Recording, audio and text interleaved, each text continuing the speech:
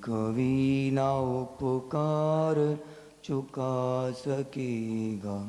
ये बोलो शांतिनाथ भगवान की। आचार्य भगवंत दीक्षा प्रदाता श्री विद्यासागर जी महामुनिराज की।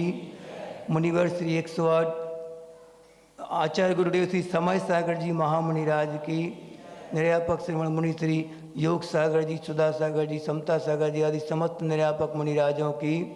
मुनिवर श्री अजित सागर जी महाराज की। मुनिवर श्री निस्वास सागर जी, निर्लोभ सागर जी, निर्दोष सागर जी आदि निसंग सागर जी परंत समस्त मुनिराजों की। तीन करोड़ मुनिराजों की। मुनि श्री 108 निराग सागर जी महाराज की। इलक श्री 105 विवेकानंद सागर जी महाराज की। हम हर दीक्षा दिवस पे आज शायद दूसरी बार हम अपने दीक्षा दिवस पे बोल रहे हैं। कभी बोलने का मौका मिला, या तो उपवास रहता था या फिर आचार्य के सानिध्य में, चरण सानिध्य में रहते थे। वहाँ पे माइक की आवश्यकता पड़ती नहीं थी कभी। दूसरी बार हमारे ख्याल से हमें बोलना पड़ रहा है माइक पे। तो जब भी दीक्षा दिवस आता है हम पुरानी घटनाओं को जरूर याद कर लेते कि हम कैसे यहाँ तक पहुँचे और किन की वजह से यहाँ तक पहुँचे, किन के वात्सल्य और किन की संभाल के द्वारा हम यहाँ तक आ पाए। सबसे पहले आपको हम बता दें कि माता पिता के संस्कार तो थे, घर में सब कुछ था, लेकिन ऐसा निमित्त हमारा जोरदार नहीं था कि हम इस पद तक पहुँच पाए। इस पद तो क्या, कभी इस पद पर बैठने वाले कार्यक्रम भी कभी देखते नहीं थे हम। मंदिर जाते थे तो कैसे परिक्रमा लगा के वापस आ जाते थे बस सीधा सीधा, कभी मस्तक झुकता नहीं था कहीं भी। और वैष्णव में तो नहीं कहना चाहिए, लेकिन बहुत ज़्यादा लिप्त रहते थे बिल्कुल राग में, बहुत ज़्यादा दोस्ती यारी ऐसे बहुत अति से ज़्यादा हम करते रहते थे। राग से परिपूर्ण जीवन पूरा भरपूर था। फिर क्रिकेट खेलने में और सब महाराज जी को सब मालूम, महाराज जी को एक एक चीज़ मालूम है हमारे जीवन की, कभी कुछ नहीं छुपाता महाराज जी से, कभी छुपाएंगे भी नहीं कुछ भी। तो जब 2003 में गलियों में घूमने वाला एक आवारा लड़का महाराज जी के संपर्क में आया तो शिविर में नाम लिखवा दिया गया। एक हमारा दोस्त है, उसने मेरा नाम शिविर में लिखवा दिया महाराज जी के शिविर में। 10 लक्षण का शिविर जो था उसमें 9 दिन तक कोई परिवर्तन नहीं, कोई भी जीवन में परिवर्तन नहीं आया 9 दिन तक। 10वें दिन जब महाराज जी ने कहानी सुनाई, कौन सी, कुलभूषण देशभूषण स्वामी की कहानी, उसी कहानी से पूरा जीवन बदल गया, पूरा का पूरा जीवन। इसलिए हमें कहानियों से बहुत लगाव है हमेशा, कि कहानी के द्वारा हमारे जीवन बदला। और फिर बाद में एक घटना और ऐसी घटनी जीवन में, उसके द्वारा और ज़्यादा हमें प्रेरणा मिली कि अब तो हम किसी भी हालत में दीक्षा लेंगे ही लेंगे। कौन सी घटना आप लोग जानना चाहते? बहुत अच्छी घटना है। क्या वो जहाँ पे हम पानी भरने के लिए जाते थे, कुएं का पानी भरने के लिए जिस घर में, वहाँ बगल में पड़ोस में एक कोई महिला की आवाज़ आती थी, बहुत जोर जोर से चिल्लाने की आवाज़ आती थी, वहाँ से गाली गलौज की आवाज़, कराहने की आवाज़, इतनी तेज़ आवाज़ आती थी कि हमारा मन पीड़ा से भर जाता था रोज़।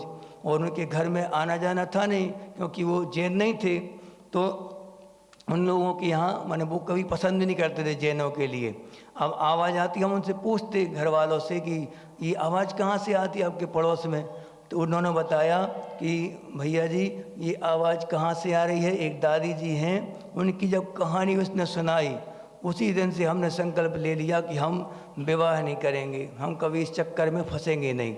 उनने कौन सी कहानी सुनाई दादी की? और दादी की ये कहानी थी कि दादी 7 भाइयों की इकलौती बहन थी वो, और बहुत बड़ी करोड़पति घर की थी।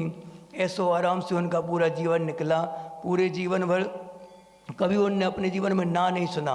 उनके भाभीयों से बोला भाभी आज ये खाना है, तुरंत हाजिर। उन्होंने कहा आज गुजिया समोसा, हर चीज़ बिल्कुल उनके हाथ पे तुरंत मिलती थी उनके लिए। 7 भाई उनको बहुत प्यार करते थे। इस कारण उनका अहंकार जो था वो बिल्कुल दिन ब दिन बढ़ता जा रहा था, अहंकार। और उनकी इच्छाएं जो थी, वो इच्छाएं कैसी हो रही थी, दिन ब दिन जवान होती जा रही थी। अब शादी हो गई, शादी के बाद ऐसे घर में पहुंची कि जहां वो इकलौती बहू थी और उनकी 4 बेटे हुए। 4 बेटों में इकलौती सास के लिए 4 बेटे बिल्कुल जान से ज़्यादा माँ को प्यार करते थे। इतना उनको हाथों हाथ रखते थे कि कभी किसी चीज़ की कमी सास के लिए या माँ के लिए कभी कमी नहीं खलने दी किसी ने। अब ऐसा जीवन निकलता गया। धीरे धीरे सब इच्छाएं पूर्ति होती गईं, सब संपन्नता थी, सब कुछ था, परिवार भरा पूरा, आज्ञाकारी बेटे बहुएं सब कुछ था। और जीवन निकलते निकलते निकलते ऐसा जीवन आया, अब उम्र कितनी हो गई, 80-90 साल की हो गई, और इच्छाएं 20 साल जैसी जवान इच्छाएं होती जा रही थी। बिल्कुल हर दिन ब दिन खाने की इच्छाएं, हर चीज़ में, हर एक चीज़ नंबर 1 का खाना, भोजन, हर चीज़ चाहिए। कब तक पचेगा वो भोजन? जब तक शक्ति है आंतों में और दांत सुरक्षित हैं। दांत गिर गए, आंत काम नहीं कर रही, अब जो गया है वो निकलना मुश्किल होता। और खाना क्या है? रोज़ आइटम, अच्छे अच्छे आइटम चाहिए रोज़, इनको बड़े बड़े अच्छे बेहतरीन गुजिया भजिया सब कुछ चाहिए डेली। अब मांगते मांगते उनकी, अब डॉक्टर ने मना कर दिया। डॉक्टर ने क्या बोल दिया? आपको मात्र मूंग की दाल का पानी मिलेगा बिना नमक का। अब सोचो, जो गुजिया कचौड़ी भजिया खाने वाला व्यक्ति हो, चाउमीन पिज़्ज़ा बर्गर वाला, उसको बोल दिया जाए कि दाल का पानी पीना है, मूंग की दाल का पानी बस, कैसा लगेगा? उल्टी होगी, उल्टी। अब वो जाए नहीं अंदर, फिर भी ज़बरदस्ती वो मार मार के अनेक जैसे तैसे उनके अंदर वो डाला जाए। अब बहुओं उनके पास जाती खिलाने पिलाने, बहुओं को पकड़ के मारती वो। क्यों?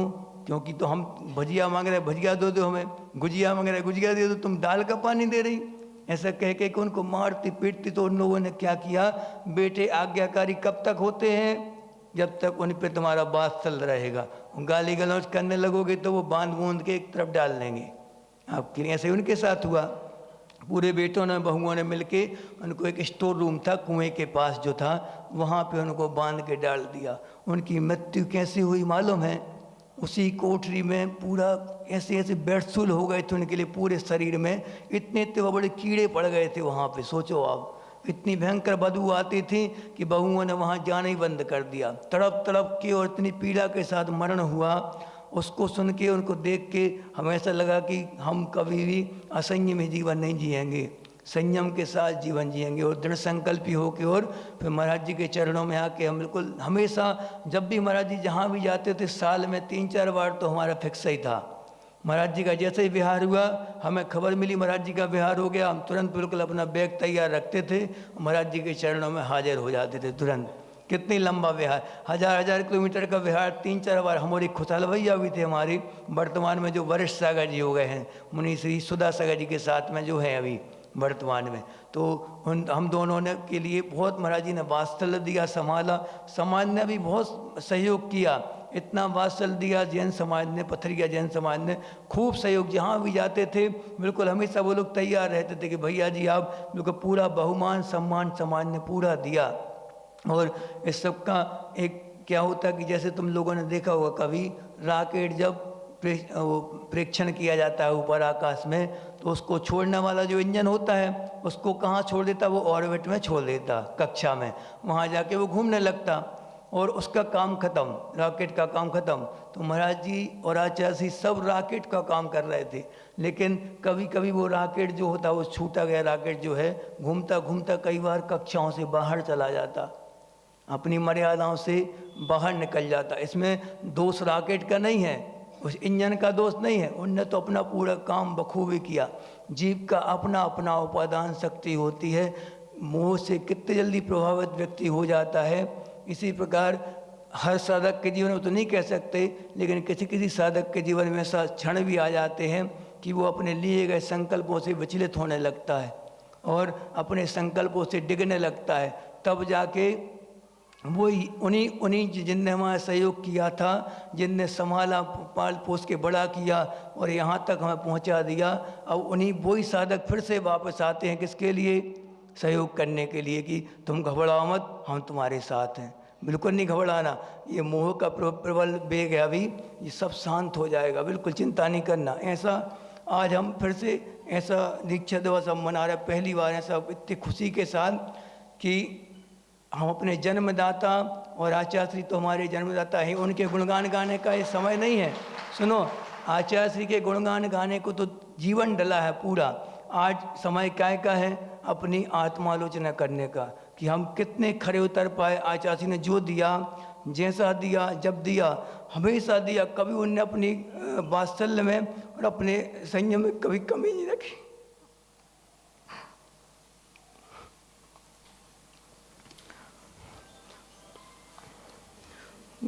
जी उन्हें कभी अपने वात्सल्य में, अपने प्रेम में कभी कमी नहीं रखी। हर प्रकार से आचार्य ने अपने सब शिष्यों को सब कुछ दिया, लेकिन उस शिष्यों की कमी मानी जाएगी।